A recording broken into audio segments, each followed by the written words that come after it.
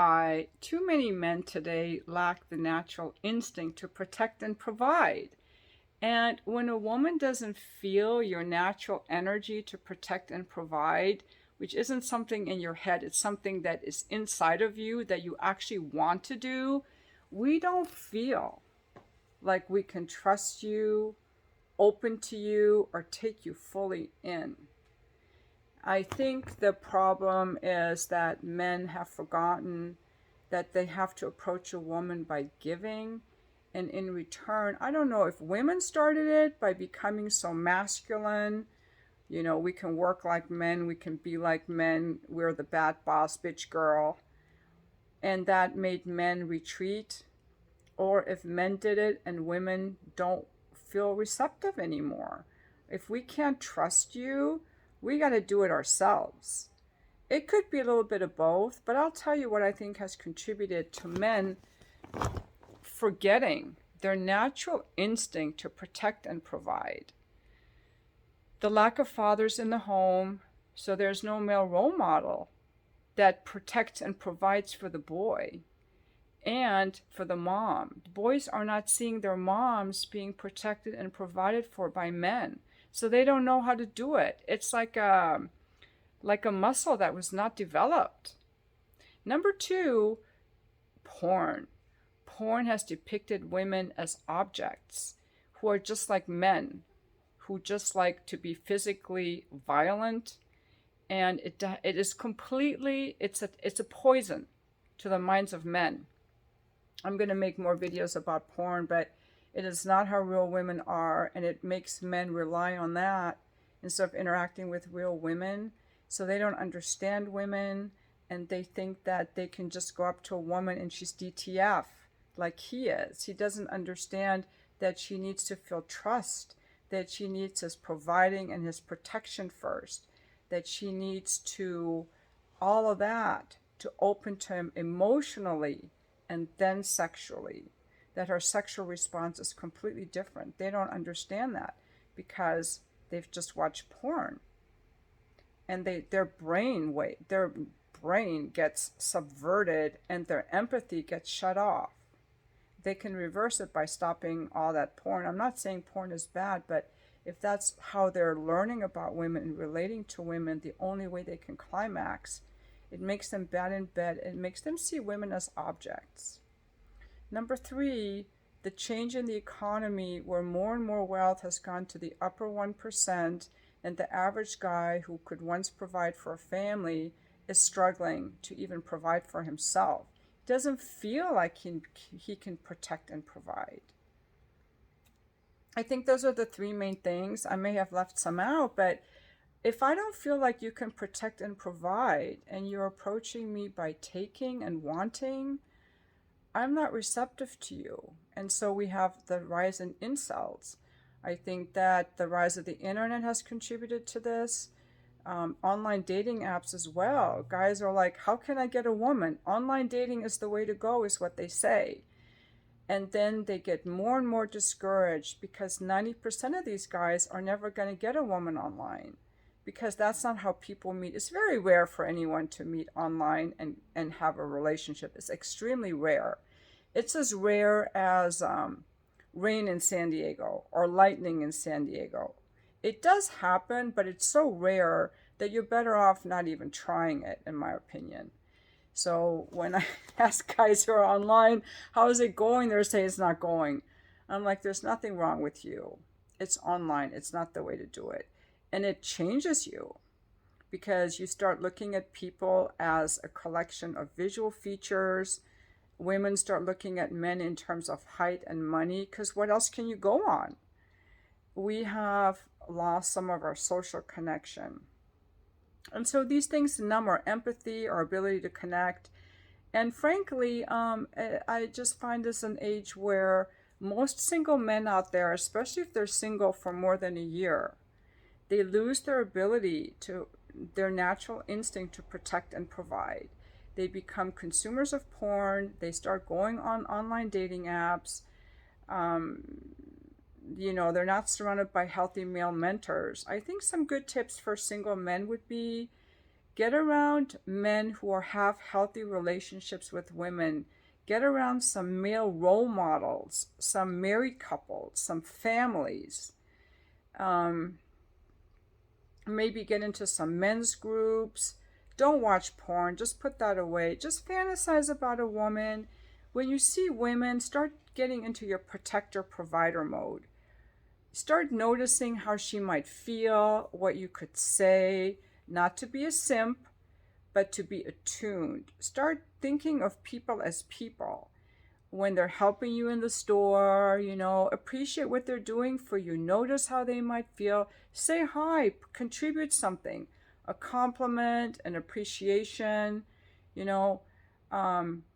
start thinking about what you need to do to be a better provider and protector. Get to the gym, get fit, work on your confidence, your authenticity, work on what you need to do. I don't know. I'm not a guy. I don't know what to tell you. I don't know how to be a man. You got to learn that from men. I'm just telling you as a woman what I'm seeing. And then I'm 60. So when I meet older men and they say, I'm never getting married again, and I'm thinking, I'm never going to fuck you. Because why would I want to fuck a guy who's told me right out of the gate, I have resources and I will never share them with you? As a woman, I want to know that you have resources and you want to share them with me. Now you don't have to, but I don't want to fuck you. Like, it really, really to me feels like an energetic exchange, because you guys have 16 times the testosterone that I have.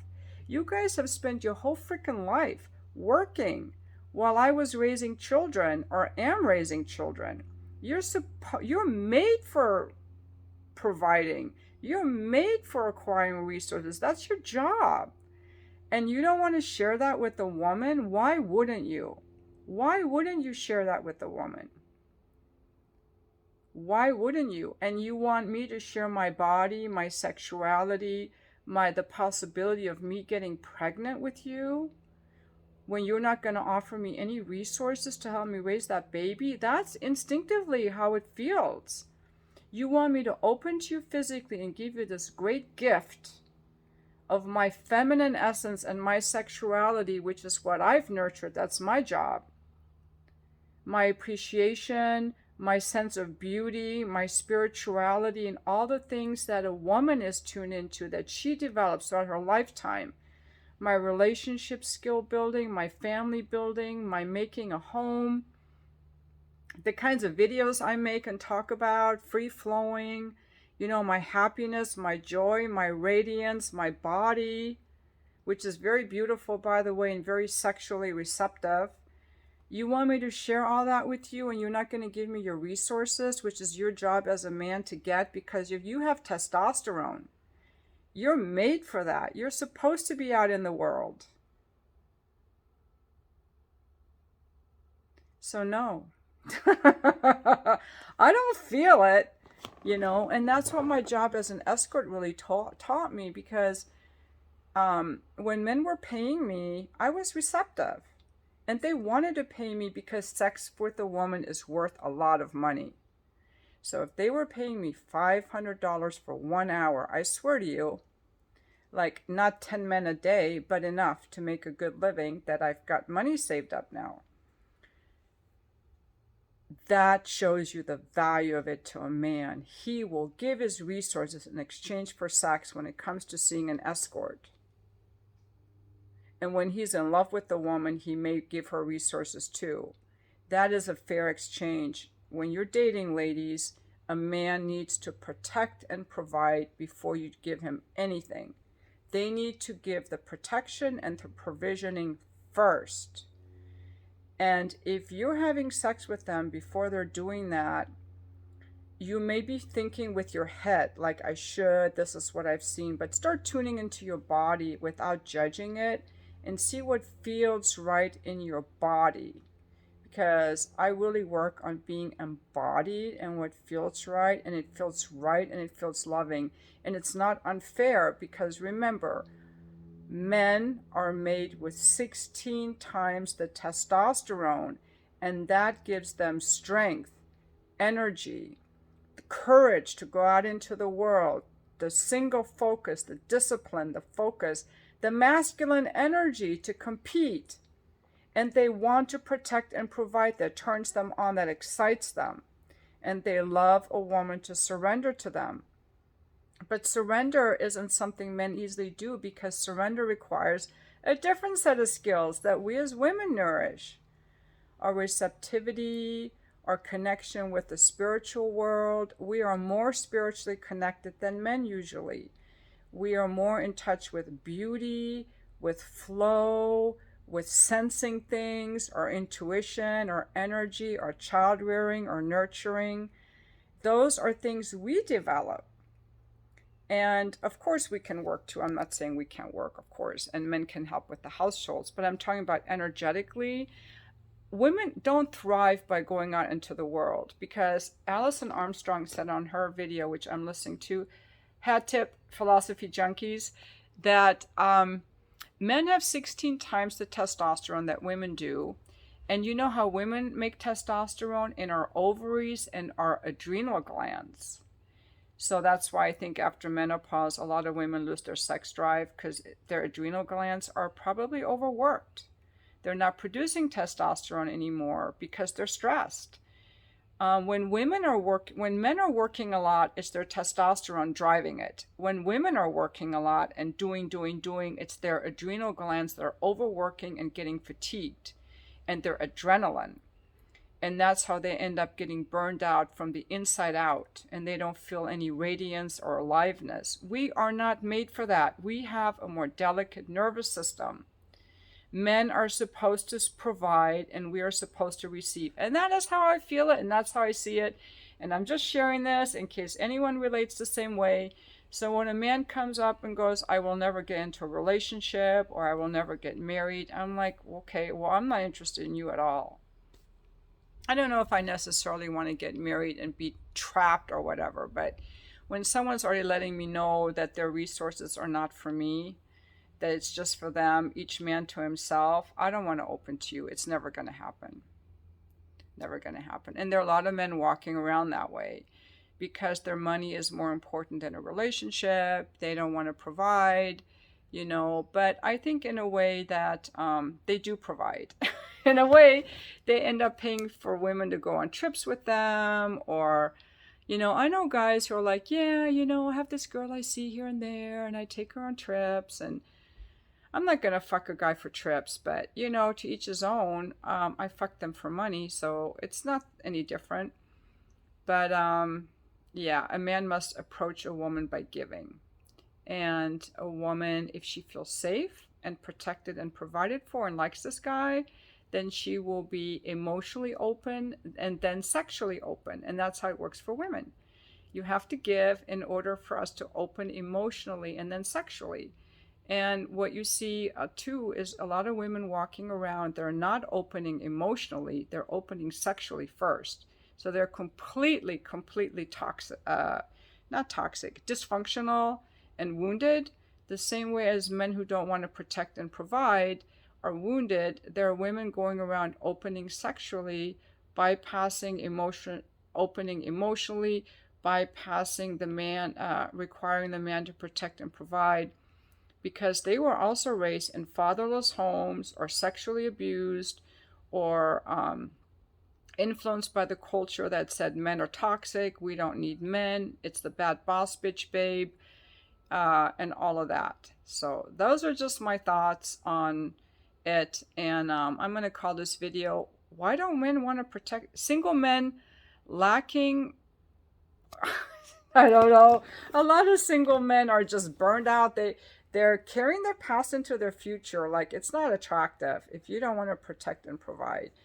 So a lot of my favorite clients were always my married clients, because they're used to protecting and providing, and they bring me that same energy, and I can sense that in a heartbeat.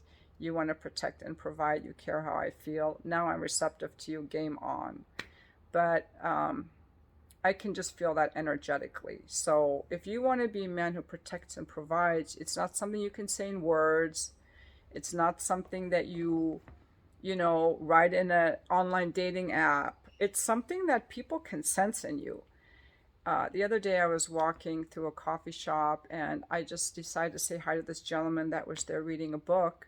And he looked up and said hi. And he had a British accent, which usually I don't like British accents, but I could pick up the way he sat and the way he looked at me and just something about him. I could tell this guy protects and provides. If I were to date this guy, I would instantly feel safe. I could feel it. Okay? So it's who you're being, and women have sensors. We pick up on all the stuff. So it's not your words, it's actually who you're being. And when I'm with a man who does that, I instantly feel like I can relax. Can relax into his arms and I can feel safe. And that is a great gift to a man, ladies. Don't think that you're doing nothing by receiving. Because to a masculine man, a receptive woman is the greatest freaking gift in the world. He loves that.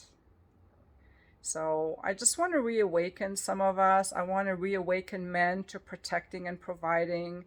I want to reawaken women to receiving. And I really like all the comments you guys leave because it gives me ideas, it makes me think, and it's a contribution to me. Your comments are a contribution to me. And I'm very blessed that so many of you leave like these very deep, well thought out comments or funny comments or interesting comments and appreciative comments. And that means a lot to me. And thank you so much.